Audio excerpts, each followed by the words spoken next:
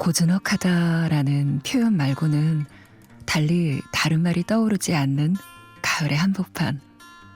저는 남원에 위치한 지리산 실상사를 찾았습니다. 해탈교를 건너면 익살스러운 석장승이 제일 먼저 찾는 사람을 반깁니다. 그리고 바람이 반기고 가을 들녘이 반기고 노랗게 물들어가는 단풍이 반깁니다. 살다 보면 상념도 많아지고 그리움도 깊어지지만 걷다 보면 그런 것들은 이내 사라지고 맙니다. 이것이 가을 산사를 찾는 이유이기도 합니다. 머리는 비우고 마음은 채우고 소란을 잠재우고 여유를 가지면 휴식이 됩니다. 실상사는 그런 곳입니다. 자유분방한 것 같으면서 보이지 않는 엄격함이 느껴지는데 이런 분위기가 탁돼 닦음이 없는 깨달음일까요? 출가. 오늘은 분별 없는 평상심을 지키며 수행하고 계신 실상사 회주 도법 스님을 만나봅니다.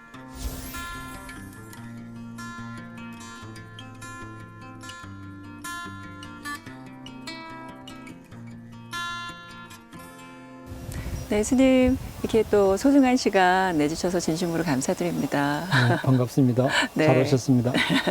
아니 실상사를 이렇게 딱 들어오니까 너무 고즈넉한 그런 느낌이 들어요. 이렇게 뭐가 특별하게 어떤 있다라는 그런 느낌보다도 들어오는 순간 뭔가 이렇게 평온해지는 느낌이 드는데 그 격조가 있는데 담백한 격조가 있나? 단조로운 격조가 있나? 이런 생각도 들고 네. 뭔가 이렇게 좀 숙연해지면서 고요해지는데 우리 실상사에 대한 소개를 좀 부탁드릴게요. 네. 실상사는 뭐 이제 자연 조건이 일반적으로 들어오면 들판 한가운데 마을 한가운데 있는 절 같아요. 그래서 다른 사찰하고 느낌이 많이 다르죠. 그런데 이제 절 마당에 들어와서 둘러보면 네. 실상사를 중심으로 해서 삥 둘러서 높은 봉우리들이 이제 감싸고 있는데요. 네. 저 봉우리들이 대부분 해발 1000 이상입니다. 저쪽에 천왕봉은 뭐 1900m가 넘으니까 아주 우뚝하게 높은 봉우리지만 네. 멀리 있기 때문에 거의 다 비슷하게 보이는 거예요. 그러게요. 아마 전국의 어떤 사찰을 가봐도 네. 이렇게 사방을 1000 이상 되는 봉우리들이 감싸고 있는 절은 없을 거예요. 실상사가 가장 아마 대표적인 특징이라고 할 수 있고요. 달리 또 설명을 드리면 풍수지리설상으로는 여기를 연화부수형, 물 위에 떠서 피어 있는 연꽃 한 복판에 네. 자리 잡고 있는 터라고 해서 연화부수형이라고 해요. 진짜 그런 것 평소는 같아요. 잘 네. 모르는데 네. 날씨가 이제 급변했을 때 높은 데는 눈이 쌓이고 밑에는 비가 내려요. 그러면 저 높은 봉우리는 다 하얗게 눈이 쌓이고 밑에는 이제 눈이 없고 네. 그럴 때는 아주 거대한 연꽃송이가 활짝 피어 있다는 느낌이 들고 그 한복판에 실상사가 자리 잡고 있다고 하는 걸 실감하게 되죠. 그런 부분이 뭐 실상사의 자연 조건으로서는 대표적인 특징이라고 할 수 있죠. 네. 우리 실상사가 보면은 그 구산선문 중에 하나인 그 실상사문을 또 계산해서 또 이제 상건되었고 또 이제 우리나라 최초의 또 이제 선종 가람으로 알고 있거든요. 또 소개를 좀 해주시죠. 실상사는 한국의 선종불교를 씨 뿌리고 싹 틔우고 키우도록 했던 첫째 사찰이죠. 네. 그래서 이제 구산선문 최초 가람 이렇게 표현을 합니다. 그러니까 홍척 스님이 중국에 가서 선종불교 사상을 전수받고 돌아와서 실상사에 이제 국가 공인 하에 실상사에서 선종불교 활동을 펼치기 시작하고 여기서 그 활동이 펼쳐지는 것이 효시가 되어서 전국으로 이제 자리 잡아가죠.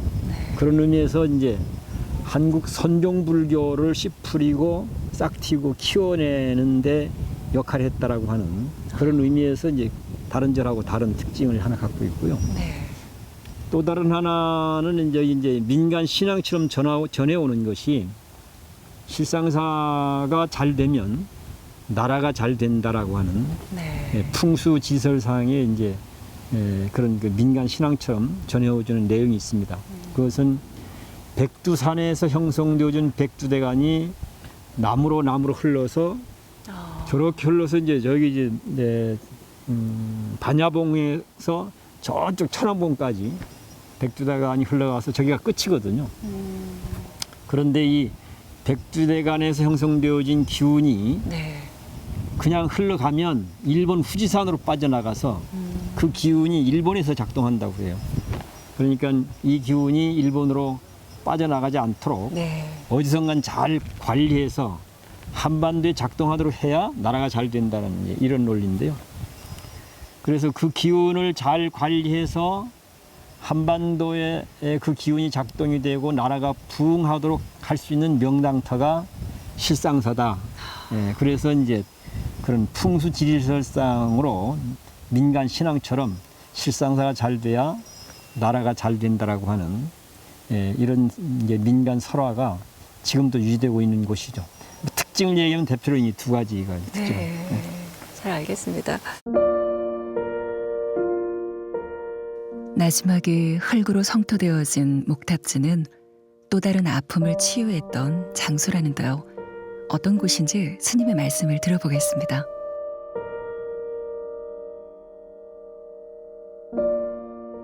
우리가 몇 년 전에 세월호라고 하는 큰 사건을 치렀잖아요. 그때 당시에 세월호의 아픔과 슬픔을 넘어서 뭔가 이게 우리의 희망을 찾고 만들어내야 이 사건이 갖는 의미를 우리가 제대로 시켜냈다고 할 수가 있지 않겠냐. 그래서 여기가 이제 세월호 천일 기도단으로 만들어 쓰였었습니다. 여기가 이제 304인을 상징해서 안상수 교수가 태양광 등 304개를 꽂았어요. 여기에다가요. 그래서 이것이 기도단으로 썼던 것이고 저기 앉아서 기도를 하고 그래서 그때 당시 보면 밤이 되면 불이 다 들어오니까 네. 304인의 영혼들이 하늘에 올라가는 것 같기도 하고 하늘에 올라갔다가 내려오는 것 같기도 하고 그 장면이 그래요. 밤에는. 절의 목탁소리, 새소리, 따스한 햇볕과 맑은 하늘, 살랑거리는 가을바람, 참 평온한 기도의 자리였습니다. 이 평온한 자리에서 결코 평온하지 못한 이 사회의 현실을 생각하며 기도를 올렸습니다. 끝내 돌아오지 못할 304인의 희생자와 그들의 가족이 아른거려 눈물이 납니다. 그리고 실상사답다, 도법스님답다라는 생각에 가슴 뿌듯함을 느꼈습니다. 스님과 저는 아름드리 나무 아래로 자리를 옮겨 스님의 출가 이야기를 들어보기로 했습니다.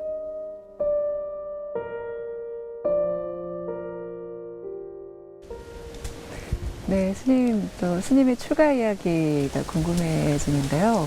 스님께서는 또 제주에서 출생을 하셨고 또 김제에서 금산사에서 출가를 하셨잖아요. 네, 그 이야기 좀 들려주세요. 제주도에서 태어나서 이제 초등학교 졸업하고 그 금산사가 있는 그 김제 지역으로 우리가 이사를 왔어요. 네.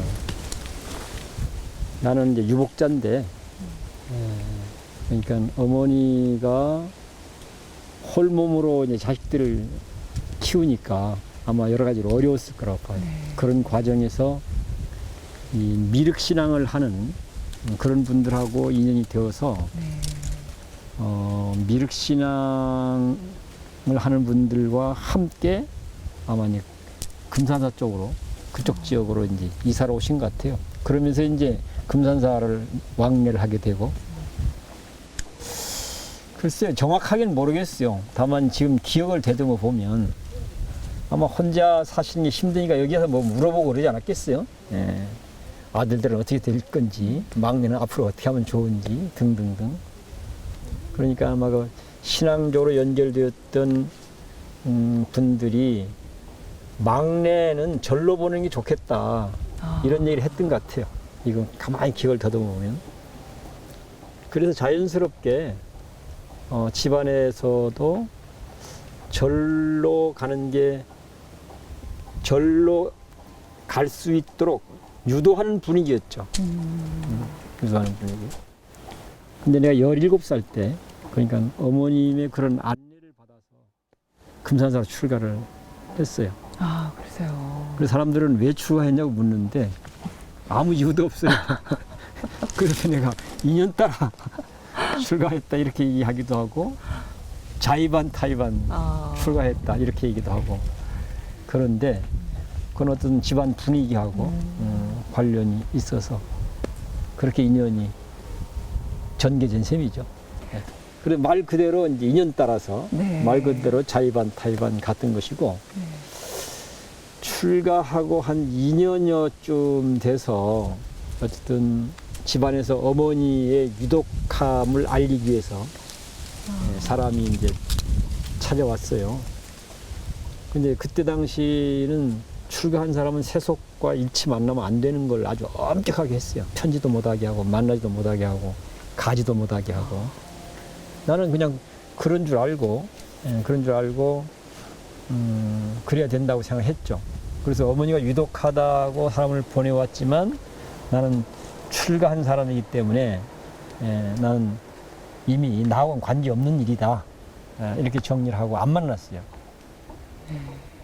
근데 어쨌든 절집에서 이제 그런 일이 생기면 이게 말이 돌잖아요. 근데 당시에 나하고 같은 또래의 친구인데 얼마나 똑똑한지 큰 형님 같아 이 친구가. 근데 그 얘기를 듣고 저녁 예불 끝에 나를 불러내서 이제 진작 이 얘기를 하는 거예요. 그 문제를 갖고. 지금 기억해 보면 네가 아무리 부모 세속을 버리고 출가한 사람이라 하더라도 어머니의 아들인데 어떻게 어머니가 유독하다는 걸 그렇게 냉정하게 그럴 수 있냐. 아주 심각하게 이제 그 얘기를 진지하게 얘기를 하는 거예요.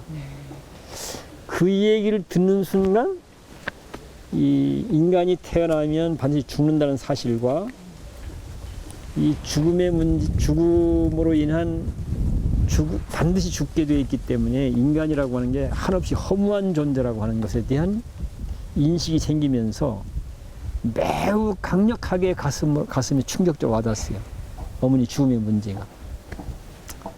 그때부터 비로소 내가 내 삶의 문제를 갖고 주체적으로 고민하기 시작을 한 거예요. 그전에는 아무 생각 없었어요. 가라면 가고 오라면 오고 그냥. 그때부터 이제 이 허무함, 인생의 허무함에 대한 어떤 강력한 충격적인 자극이 있었기 때문에 이 허무함에 대한 해답을 찾지 않고서는 살아도 게 헛사는 거라는 생각이 있어서 삶의 허무함 문제에 대한 해답을 찾기 위해서 그때부터 이제 고민하고 뭐 방황하기 시작한 거죠. 그때 비로소 내가 출가자로서 주체적인 문제의식이 작동하기 시작했다. 이렇게 얘기할 수 있을 것 같아요. 그럼 결국은 어머니 임종을 못 그때 안 돌아가셨어요, 근데. 오래 사시다가 이제, 돌아가셨는데. 네. 그러니까 아주 장수하셨어요. 90 넘어까지 사시다 돌아가셨으니까. 그럼에도 불구하고, 어머니 돌아가신 데는 가진 않았어요. 그러셨군요. 어머니도 출가한 사람이니까 네. 세속에 신경 쓰지 마라 하는 입장이에요, 기본적으로. 그래서, 알리지도 않아 나한테. 뒤에 알았어요. 뒤에 어머니 돌아가셨다는 것도. 그럼 결국은 어머님의 인도하에 출가를 결심하시고 들어오셨지만 결심한 건 아니고 왔고 2년 따라 와서 네. 출가자의 문제의식을 갖기 시작을 한 거죠. 이제 어떤 한 2, 3년 후에 절에 와서 한 2, 3년 후에. 네. 그러니까 뭐 아주 바보 천치 같았던 거예요. 그러니까 세속에 있을 때는 세속에 있는 대로 그냥 하자는 대로 했고 내 생각 없이 절에 들어와서도 절에서 하자는 대로. 그게 뭐냐면 출가자는 세속의 인연들하고는 절대 관계하면 안 된다. 이거 고지고대로 한 거예요. 난. 그러니까 누가 와도 난 안 맞는다고 이렇게 한 거죠. 그 다음부터는 아무것도 보이지 않고 그 해답을 찾는 데만 이제 골몰하게 된 거예요. 그렇다면 그 해답을 찾으셨을까요? 모르겠어요. 아직도 진행형이세요?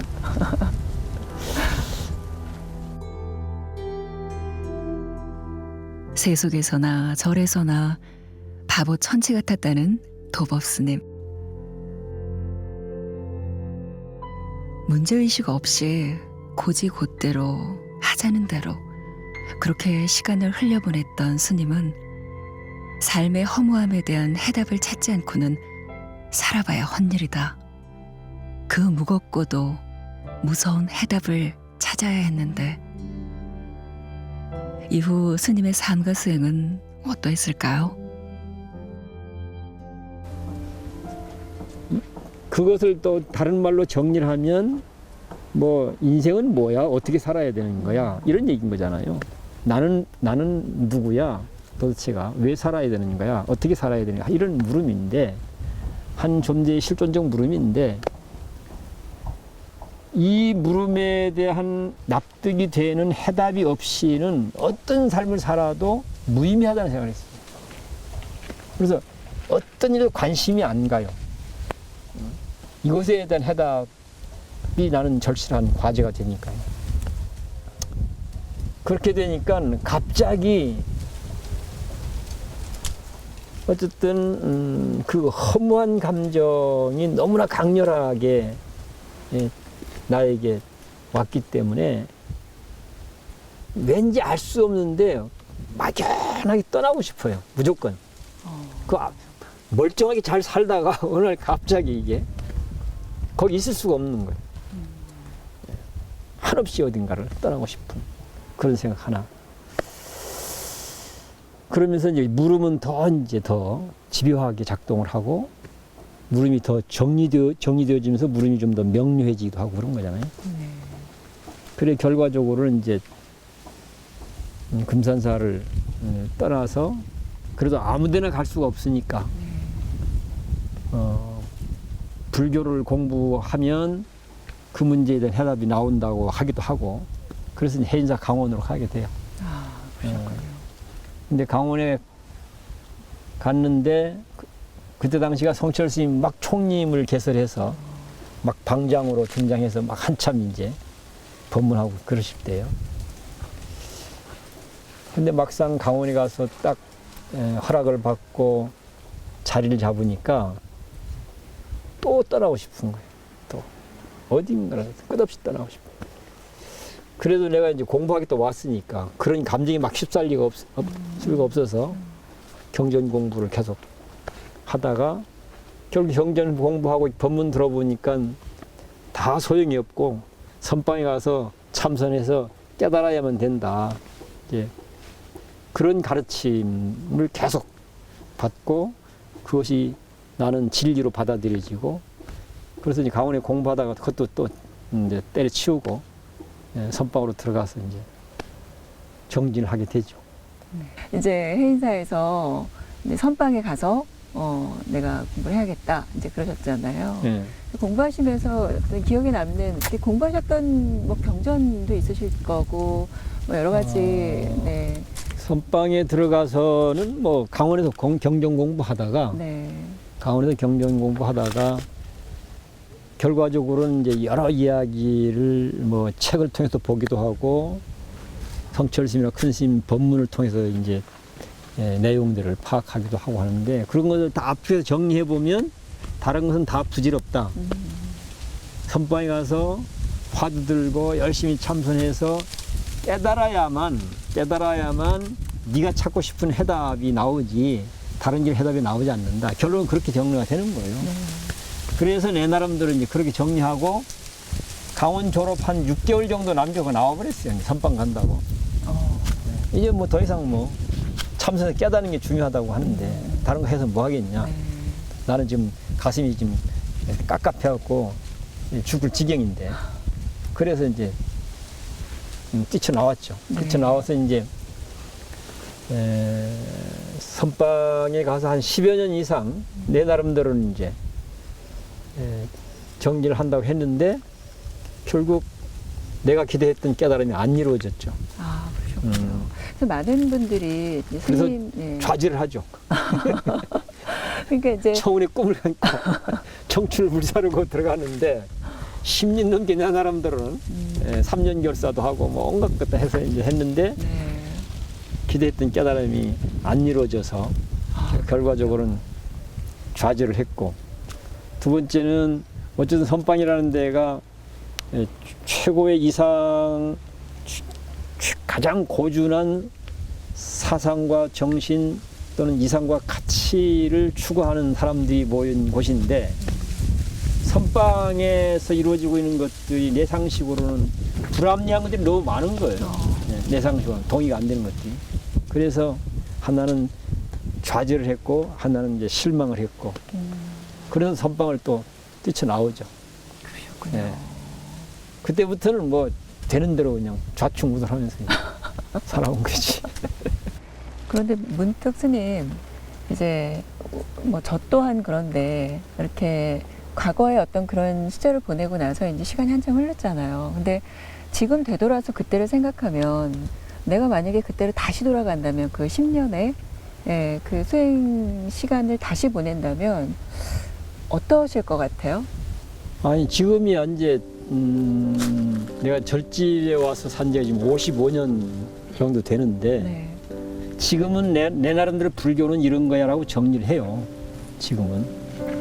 근데 내가 정리해보면 불교는 그렇게 복잡하고 어려워질 리가 없다라는 생각인 것이고 그런데 경전상으로 봤을 때 어렵다고 얘기한 부분은 그렇게 표현할 수밖에 없는 특수한 상황이라고 봐요. 내가 볼 때.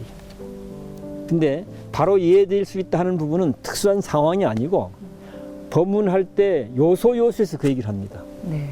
당시 해보니까 네. 처음 막 깨달았을 때는 어렵다고 얘기했고 아란존자가 내가 해보니까 별로 어려울 게 없네 하니까 부처님이 야 그거 만만치 않은 거야 이렇게 얘기를 해요. 이런 장면이 있어요.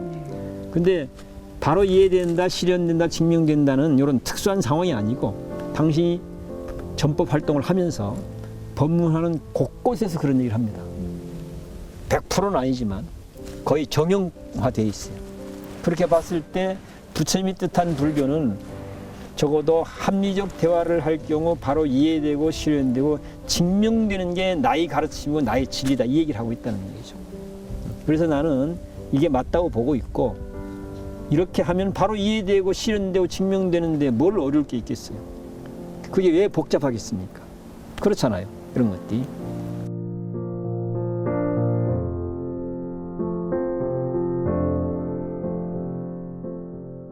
출가 이전의 허무의 문제, 존재의 이유와 가치가 무엇인가에 대해 깊이 고민했던 스님은 승속의 거리를 두지 않았고 세상의 아픔을 외면하지 않았습니다. 그것이 곧 수행과 삶이 하나 되는 깨달음이겠죠. 도법 스님은 참 따뜻한 마음을 가지신 분이었습니다.